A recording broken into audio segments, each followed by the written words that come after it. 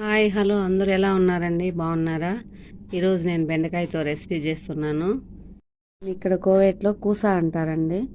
ఇది ఎక్కువగా మన ఇండియాలో దొరకదు అనుకుంటా, నేను చూడలేదు ఇండియాలో.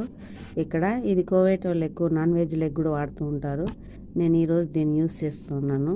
మీ దగ్గర లేకపోతే దీన్ని వదిలేసేయండి, ఉత్త బెండకాయలతోనే చేసుకోవచ్చు. కొద్దిగా ఉప్పు వేస్తున్నాను. ఇలా వేడి నీళ్ళు అయితే పోసేస్తున్నాను.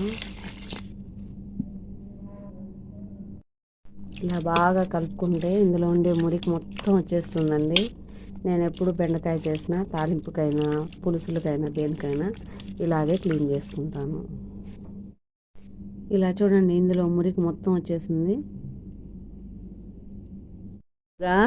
ఎర్రగడ్డ, తెల్లగడ్డ, కరివేపాకు కట్ చేసి పెట్టుకున్నాను.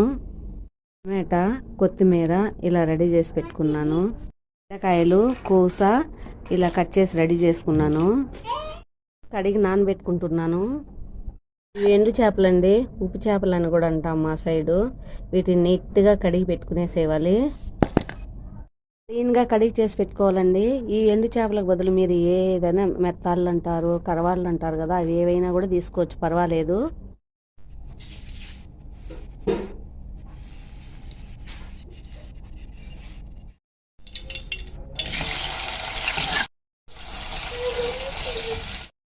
వేగిపోయినాయండి, తీసి పక్కన పెట్టుకోవాలి. ఇప్పుడు ఈ ఆయిల్లోనే ఆవాలు,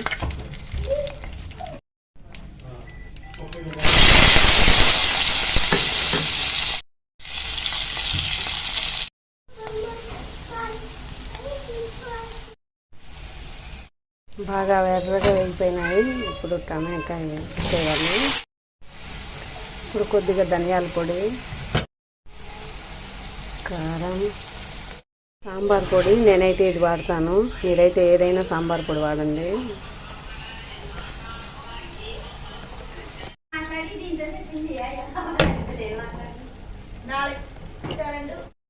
ఇప్పుడు చింతపండు నీళ్ళు పోయాలి. కట్ చేసుకున్న బెండకాయలు అవి వేసుకుంటున్నాను. ఇదిగా ఆవాలు, మెంతులు, జీలకర్ర పొడి అండి. ఇలా మూత పెట్టేసి 50% ఉడకబెట్టుకొనేసేవాలి.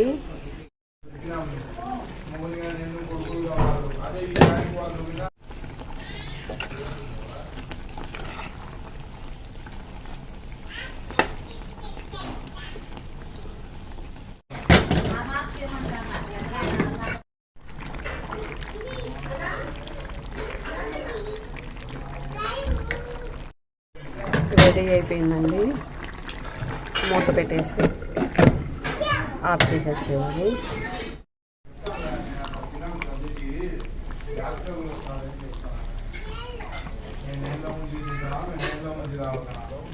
సూపర్గా రెడీ అయిపోయిందండి. ట్రై చేసి ఎలా ఉందో చెప్పండి.